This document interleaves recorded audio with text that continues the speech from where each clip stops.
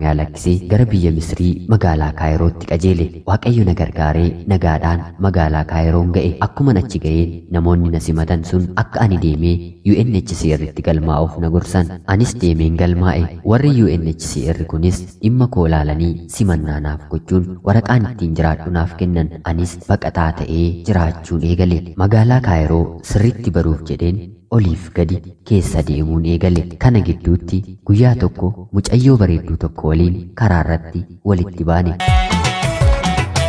Si jajuun koo si malee jechuun koo waanan si jaalluu fi waanan si bareefi waan kiyya taateefi.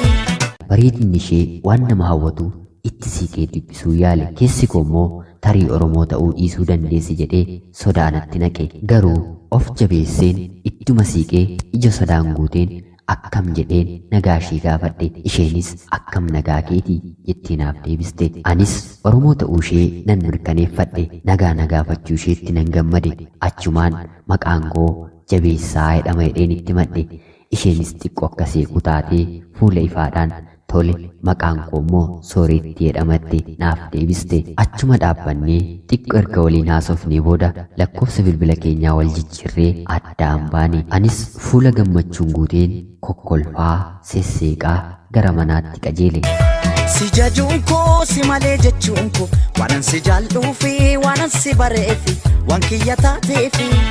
Akkuma mana ga'een mucaan ani waliin galu maal akkan waansaa nama baay'ee gammadde fakkaata. Maaltu argamee naan jedhe. Anis eeyyen dhuguma har'a gammadeeraa mucayyoo baay'ee bareeddu tokko waliin wal baree lakkoofsa bilbilaa isheerraa fudheen dhufee jedheen itti hime. Innis waaw baay'ee namatti tola jedhee naaf deebise. Lafti dhihee sa'aatiin hirribaa gaafa ga'u rafuu siree koorran ba'e. Haa ta'u malee hirribni na qabachuu hin dandeenye. Ciiseen waa'ee Soorettii yaaduun eegale. Ka'ee bilbiluu fi jedheen ofitti dubbadhe. Garuu keessi koo waan sodaateef ergaan barreessaaf jedheen murteesse. Achumaan Sooree har'a si waliin wal baruu koo baay'ee gammadeeraa nagaan buli jedheen garaa naasuun guuteef quba hollatuun ergaan barreesseef. Otuun turiin isheenis anis gammadeeraa wal barnoota gaarii nuuf haa ta'u nagaan buli jettee naaf deebiste. Anis akka gammaduu tokko ta'een uffata koo jala seenee otuu waa'ee ishee yaaduu achumaan shillim jedheen rafe. Akkuma lafti bari'een Soorettiidhaaf nan bilbile.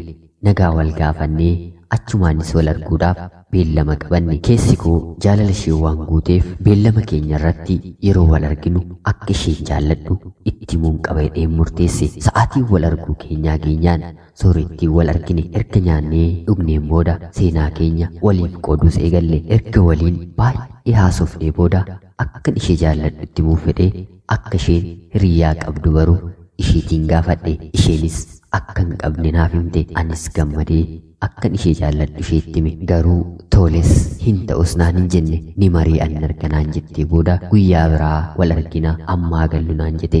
Anis tole jedheen nagaatti waliin jennee gara mana keenyaatti galle. Ibidda jaalalaa narraandamne narratti qabsiste. Soorettii waliin bilbiluun keenyatti fufe. Waliin haasa'uun keenya daqiiqaa 5 irraa gara sa'aatii tokkotti ol siiqe. Jaalalli waliif qabnus dabalaa adeeme. Anii fi Soorettiin jaalallee walii taane. Guddoo waan ishee jaalladheef anis ofitti hir'isee waan hunda isheef guutaan oola. Ganamaa galgala waa'ee koo dhiiseen waa'ee ishee yaada. Of dagadheen isheef wanta gaarii godha. Isheenis baay'ee akkana jaallattu amma manatti himti. Na argachuu isheettis gammaddeetti. Jaalala mi'aawaa akkasiin erga waggaa 2 geenyeen booda gara fuula duraa waliin gaa'ila godhannee akka jiraannu irratti haasofnee murteessanne. Maatii keenyatti simne. Maatiin keenyas gammadanii tole nuun jedhani. Kanuma gidduutti warri UNHCR xalayaanaaf ergan. Xalayaa isaanaaf erganis biyya Awustiraaliyaa siif kennineera waan ta'eef imbaasiin Awustiraaliyaa yeroo dhiyootti si qunnama waan ta'eef eegii kan jedhu ture. Anis nan gammade. Soorettii koottis nan hime. Isheenis ni gammadde. Jaalallee koo Soorettii dhiisee deemuu waan hin barbaanneef waraqaa raagaa akka wal fuune kan mirkaneessu mootummaarraa baafachuu qabna jennee Soorettii waliin haasofne. Isheenis tole jette. Cidha keenya guddaa Awustiraaliyaatti godhanna. Garuu waliin akka deemnuuf mootummaarraa waraqaa ragaa kana baafachuu qabna jennee waraqaa ragaa kana baafanne. Ergasii booda anis fuudhee haadha manaan qabeedhee xalayaa barreessee waraqaa ragaa sana waliin imbaasii Awustiraaliyaatti erge. Otoo baatii tokko hin turin imbaasiin Awustiraaliyaa Kaayiroo keessatti argamu kunis lachuu keenya waame. Nuyis ni deemne. Gaaffii tokko erga nu gaafataniin booda dhimma keessan simanneerra, yeroo dhiyoo keessatti Awustiraaliyaa deemtu waan ta'eef of qopheessaa nuun jedhan. Aniif soorettiin koos baay'ee gammannee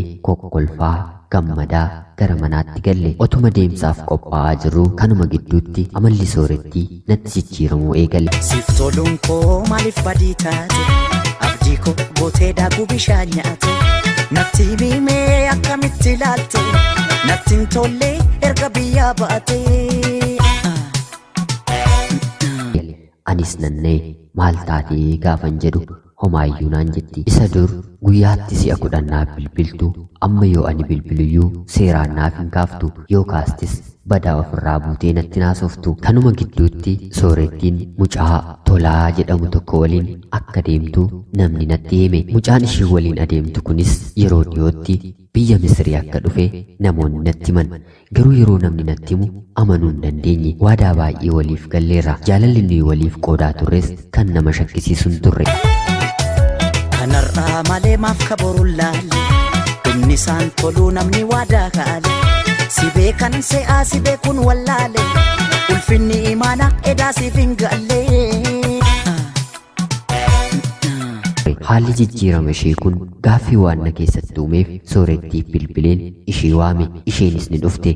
Fuulli ishee garuu gaddaan nama guute fakkaata. Maali rakkoon jiraa jedhee ishee gaafannaan isheenis naaf deebisuu didde.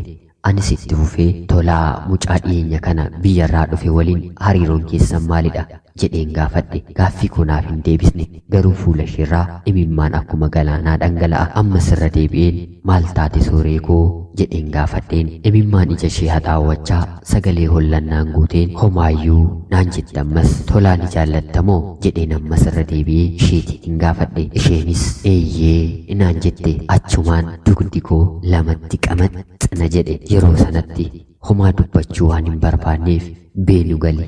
Anis nan gala jedheen ishee biraa sokke. Lafti bari'e jennaan ammas sooree bira deemee maali rakkoon jira moo wanti sitti badee jira jennaan lakkii wanti badee hin jiru anumatu isa jaallate malee jettee qaanii malee naaf deebiste. Dinkee baay'atee looshati keessa kunaa miidhee siidha burraa jedhee. Burraa jedhee waa hunda garaatti qabadhee. Haasofsiisee gorsee deebisuuf yoon yaalus sooreen tole na jechuu hin dandeenye. Namoonni natti dhiyaatanii fi maatiin ishees yoo gorsuu yaalan sooreen Tolaa jaallattee waan jirtuuf gorsa kana homaattuu iyyuu lakkoofne. Tolaa waliin hariiroo isheetti fufte. Guyyaan deemsa keenyaa Awustiraaliyaas ni dhiyaate. Soorettii dhiisee deemuu nan danda'a. Garuu garaan koo baay'ee waan ishee jaallatuuf lafa sanatti ishee gatee deemuun natti ulfaate. Kanaaf ishees fudhee deemuu nan murteesse. Soorettii fi Tolaan gara fuula duraatti wal fuuna jechuun waadaa waliif akka galan dhaga'eenis ture. Dhoksaatti qubeelaas waliif kaa'aniiru. Guyyaan keenyaan aniif soorettiinis gara Awustiraaliyaatti imalle. Lafa yaadne sanas nagaan geenye. Akkuma achi geenyeen anis nama na beeku biran deeme. Isheenis akkasuma mucayyoo beektu tokko bira buufatte. Anaaf soorettiin garaarraa yoo ta'uu baatus walitti hinuma haasofna. Anis baay'ee waanan ishee jaalladhuuf garaattiin jabaadhu. Erga Awustiraaliyaa geenyees namoonni deebisanii walitti nu araarsuu yoo yaalan iyyuu ammas soorettiin tole jechuu hin dandeenye. Tolaadhaan baay'ee akka jaallattuu fi isatti malee akka hin heerumne dubbatte. Ani garuu sooreen koo tarii gaaf tokko numa natti deebiti jedheen abdiin eeguuttuman fufe. Faayatu faayoo na kottu si yaadee qalbiti yaafutee eessa garaammatee. Garaa kutachuus hin dandeenye. Sooreen garuu ganamaa galgala gara Kaayirootti bilbiluun Tolaa ishee waliin haasofti. Guyyaan keenyaan Tolaanis carraa karaa UNHCR argateen gara Awustiraaliyaa akka inni dhufaa jiruun dhaga'e. Soorettiinis hiriyyaan koo Tolaan naaf dhufaa jira jettee qophiirra akka jirtuun dhaga'e. Garaan koo takkaa ni gadda takkaa immoo tarii aniif soorettiin waliif hin uumamne fakkaata jedheen ofitti gunguma. Kanuma gidduutti Tolaan utuu soorettiitti himiin Awustiraaliyaa dhufee mana fira isaa buufate. Akka Tolaan Awustiraaliyaa ga'es sooreen ni dhageesse. Garuu maaliif akka guyyaa dhufasaa ishee dhoksee isheef hin galle. Tolaa barbaaddee arguuf yoo yaaltus inni garuu ishee arguuf fedha akka hin qabnetti hime. Isheenis baay'ee gaddite. Torbee tokko olis isheetiin dhukkube. Ammas irra deebitee arguuf yoo yaaltus Tolaan akka arguuf fedha hin qabnetti hime. Anaaf ati har'aan booda obbolaawwanidha jedhee abdii ishee kute. Tolaan erga ishee dhiisee sooreen baay'istee miidhamte. Ani garuu ammayyuu nan jaalladha waan ta'eef irra deebi'e. Garuu sooreen ammas tolina jechuu hin dandeenye. Egaa sooreen anattis Tolaattis hin hafne. Kunoo nama biraatti heerumuuf jechaa jirti. Egaa anis tarii aniif sooreen waliif hin uumamne laata jedheen sammuu gaaffiin guuteen garaa koo kutadhe. Sintaatu naan jennaani naaf takasiin jedhee hundarra caalchisee eebbi si abdatee. Ashamaa akkam jirtu kabajamtootaa hordoftotaa qophii Oromiyaa 24. Nageenya keenya isin daganne. Nageenyiif jaalalli tokkummaan biyya alaas keessas kan jirtan hundumaaf bakka jirtan hundumaattis ni haa ga'u. Obboleessi keenya Jabeessaa Hundeessaa nuuf ergetti akka bohaartan homaa shakkii hin qabnu. Addunyaan raajii hedduu qabdi. Lakkoofnee fixuu hin dandeenyu. Ajab yaa Rabbi sanu dhuumtee kan kee kun dinqiidha jechuun ala waan jennu waan tokkoyyuu hin qabnu. Namni har'a nama ta'ennee waliin jiraannu bor immoo bineensa ta'ee nutti argama. Jabeessaa Hundeessaa jaalala isaa tursiisuuf waan inni hin goone tokkoyyuu hin jiru. Jaalalli isaa hanga ammaatti iyyuu baay'ee jaallata. Haa ta'u malee rakkoo jaalalli isaa isa waliin jirtu baruu hin dandeenye. Akka makmaaksaattis wanti harka keenyarra jiru nutti hin argamu jedhu. Namoonni tokko kan qaban dhiisanii kan hin qabne barbaadu. Jaalala dhugaa adda baafachuuf hubannoo fi qaroomina barbaada. Tolasaan yeroo dheeraa soorettii faana turus dhumarratti garuu hin barbaadu jedheen. Soorettiin akka jaalala isheetti Tolasaa faana jiraachuudha. Garuu Tolasaas Jabeessaas hin arganne. Mee kabajamtootaa hordoftoota qophii Oromiyaa 24 akka dhuunfaa keessanitti rakkoon soorettiin qabdu maalidha jettanii yaaddu? Komentii jalatti nuuf kaa'a. Jabeessaan irraa barata. Nuuf illee barnoota guddaa jireenya keenya gara fuulduraaf godhannuuf nuuf ta'a. Egaan qophiin keenya har'aa kana fakkaatti waan nu waliin turtaniif guddaa galatoomaa isiniin jedha. Namoonni xalayaa fi seenaa jaalalaa qabdan ammas nuuf erguu keessan addaan hin kutina. Xalayaan keenya dabaree dabareedhaan qilleensarra ni oolti. Garsi keessan laayik, sheerii fi sabskiraayib gochuun ammayyuu itti hafuuf jecha xalayaa jaalalaa yoo qabaattanis irratti hirmaachuu ni dandeessu. Qophii gara biraatiin guyyaa borii hanga wal arginutti horaa bulaa isiniin jedha. Nagaan tura. Waliin galuu kan hirboo walirraa haa qabu haqan qaba. Abaaroo san sirraan dhabu sin jaaladha. Huntuuke hayyoomuun fedhuu nan eeggadha. Naafis waan Rabbi naaf godhu. Waliin galuu kan hirboo walirraa haa qabu haqan qaba. Abaaroo san sirraan dhabu sin jaaladha.